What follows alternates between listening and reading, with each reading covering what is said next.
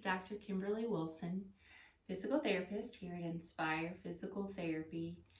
And the topic that I chose for this video today is diaphragmatic breathing.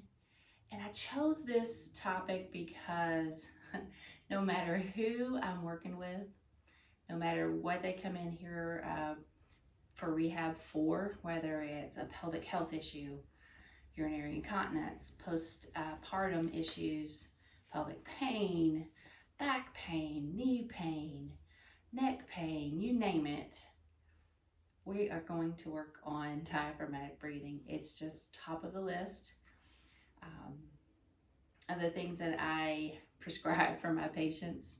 I'm telling you, every day, all day long, it's top of the list.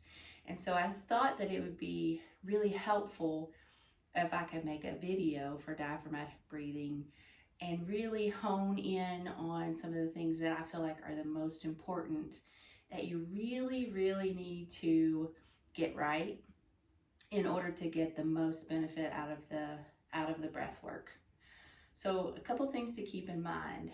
Diaphragmatic breathing, it does a lot of physical things. If you get it right, it really does do a lot of physical movement. It's attached to the ribs, and it helps to get really good mobility in all the organs that are located within the abdominal cavity. It also helps to relax the pelvic floor, like so many physical anatomical things and movements that happen when you really get diaphragmatic breath right. But it also is very important for the health of your autonomic nervous system. So a lot of times that we get stuck in this sort of fight or flight mode, we're either stuck there where we're just like all the time way up here, right? Or we get in sort of this loop where we're just like heightened alert and calm, and heightened alert and calm, but it's sort of like this endless cycle, right? And we're never really able to get the nervous system calmed down, feel like we're in control of it. So fight or flight is very important. It's part of what helps our survival. It helps, in those moments where we need that extra adrenaline or that push. It helps to sort of negate responsibilities of your body so that you can focus on the things that are most important, but we don't want to get stuck there. So if you get stuck in fight or flight, like there's always this tension, right, that's driving the nervous system. And just to kind of rein it back in and go back to breath work, because I can really get on a rabbit trail here. But if you are doing a lot of shallow breathing, which is exactly what you would do if there was danger or excitement or something going on with it in the moment, then you're telling your brain that we need to stay there, right? So if you are shallow breathing, that's the only thing the brain can interpret, is that, okay, there must be some sort of urgency going on here.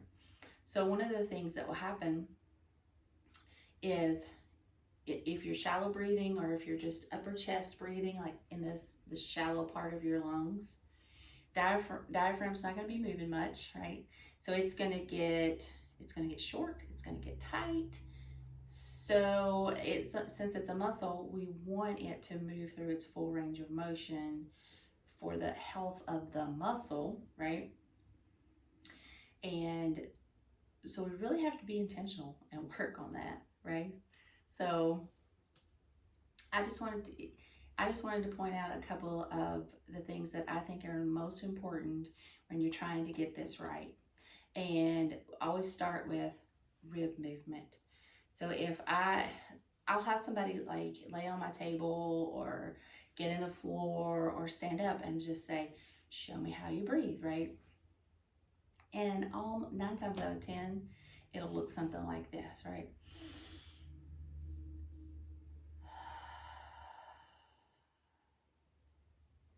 And you can see right away, like I just pulled my chest up to make room for that breath. And then as I exhaled, my chest came back down. Well, if I'm breathing like that, I'm not getting a lot of diaphragm movement. And so that's the first cue that I'll give, like, let's just keep chest down and let's focus on breathing into the big part of the ribs. That's where the biggest part of your lungs is housed. So you're going to get the most efficient oxygen exchange, right? In the big part of your lungs. It's going to be more efficient, and it's going to tell, if you slow that down, get nice big inhales, nice slow controlled exhales, that's going to tell your brain, hey, it's time to calm down. So we're going into rest and digest, or that parasympathetic phase of your autonomic nervous system. You're going to get better digestion, you're going to get better sleep, you're going to get less inflammation. So many things are going to be reversed if you can just first take control of your breath. It can reduce pain. I'm telling you, I've sent people home with pain, chronic pain, right, that they just couldn't get under control.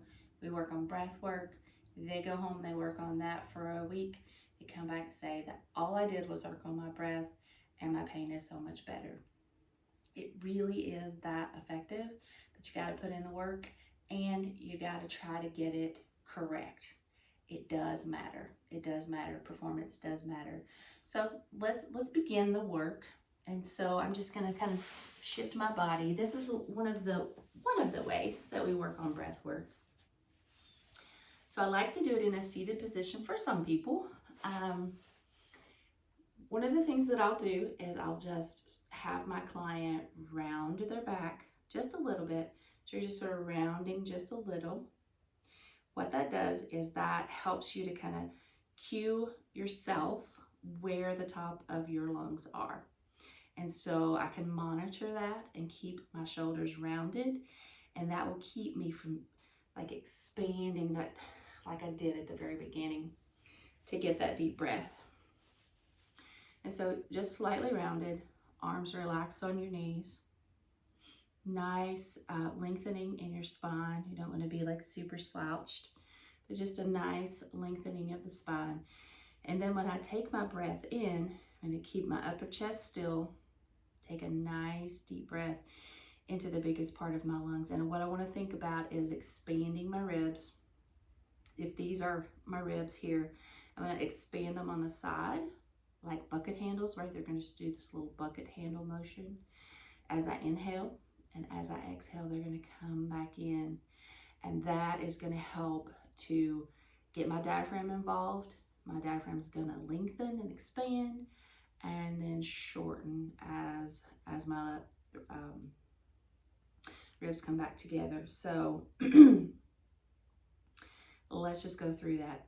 We want to do it at a speed at about 5 to 6 seconds in, 5 to 6 seconds out. And I always emphasize that exhale is really the sweet sauce. If you can exhale completely, where you feel like you can't get any more air out of your lungs, that next inhale is going to be so much better. And so let's just go through one or two breaths from this position, and I'll just kind of show you how I do it. So I'm just going to be relaxed. My spine is nice and lengthened. And here we go. I'm going to take a nice deep breath in, focus on my ribs expanding.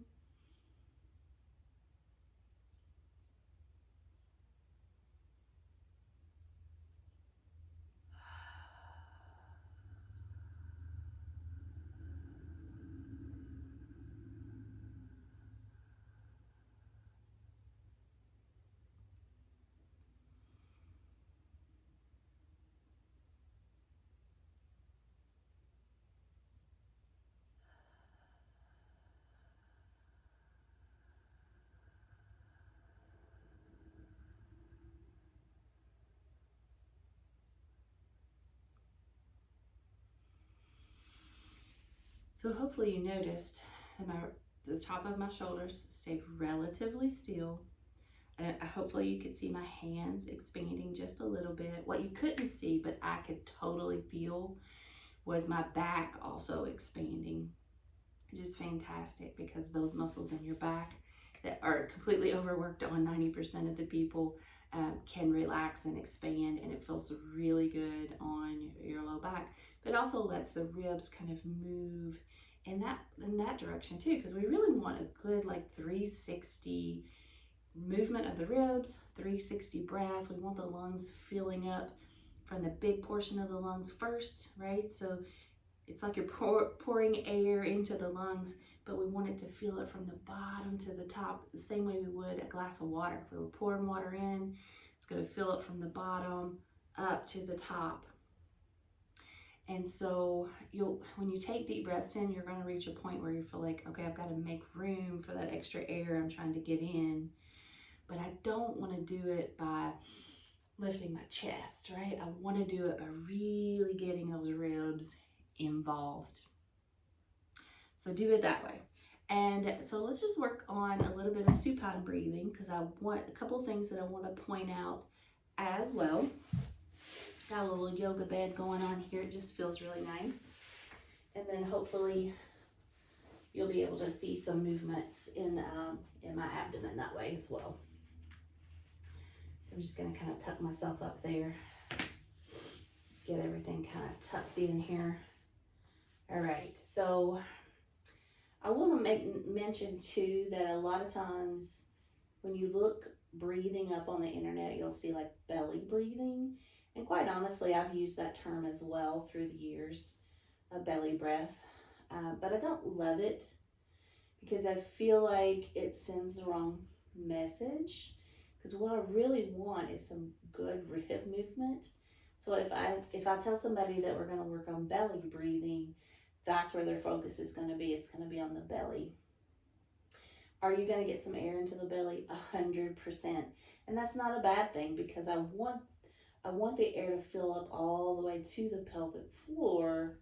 I just don't want that to be my entire focus. I want it to be the rib area. That's where my lungs are, so that's where my focus is. Okay, so hopefully you can see the very edges of my ribs here. I'm going to place my hands right on the edges of my ribs. And so when I take a deep breath in from this position,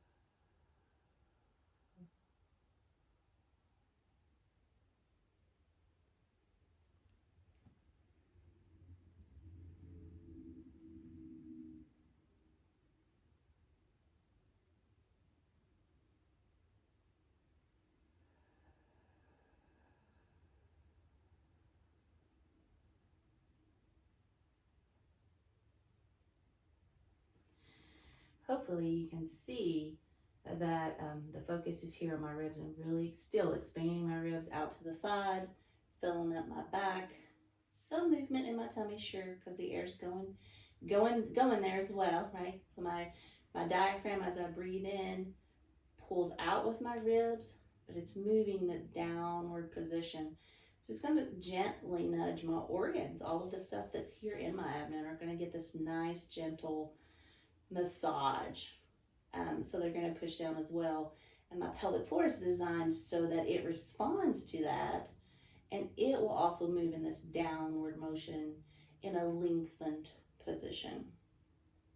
That's the way it's supposed to work. And so that will really be help you to also have good pelvic floor function as well. So a lot of times it's tied to pelvic floor rehab, certainly, but as I mentioned at the beginning of the video, I use it with all of my clients.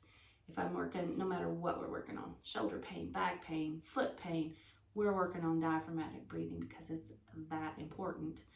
Couple of key things to kind of circle back to that I didn't mention at the beginning of the video, but diaphragmatic breathing with an intent, right? So you're being very intentional.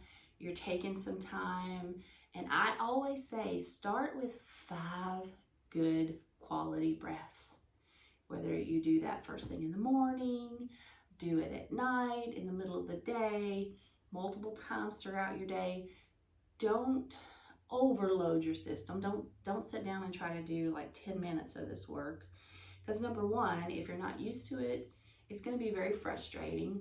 You're going to feel out of breath. It's just going to be too much.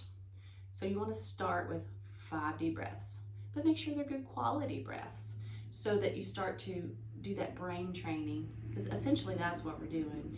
We're building new motor pathways, because the motor pathways that are there, because you're not thinking about breathing most of the time.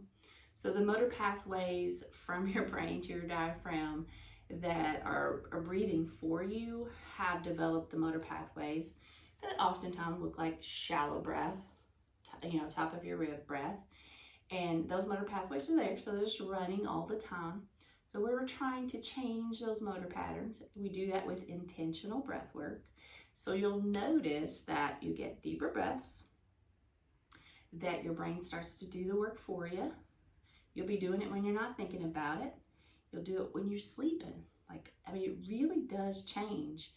But just like anytime you're trying to learn a new motor pattern, for instance, I use this example a lot, you're learning to play an instrument, whether that's the piano, the guitar, whatever it is. It's very hard for most people at first. You don't know how to do it. You're trying to train your fingers to do all of the things, and those are new motor pathways that you have to learn. Same thing with diaphragmatic breathing. We're trying to develop new motor pathways that sort of run on this automatic cycle. And so it's going to be a little frustrating at first. You're not going to be real good at it at first, probably. But if you'll stick with it, if you'll put in the work, with some good consistency, right, every day, then you will see the carryover, and it will be so much easier, and it'll become like it's going to feel good. So you're going to want to do this once you kind of push through the hard part of just putting in the work. So hopefully this video helps. Certainly feel free to leave any comments, questions, direct message me. I love diaphragmatic breathing work. It's often hard to teach. We already talked about it being hard to learn sometimes, but this is worth it. If you don't learn anything else from me, please learn how to do correct diaphragmatic breathing. Get those ribs moving, get that diaphragm expanding, get that nice natural response from your pelvic floor. You will thank me later. Hope you have a great day, and thanks for watching.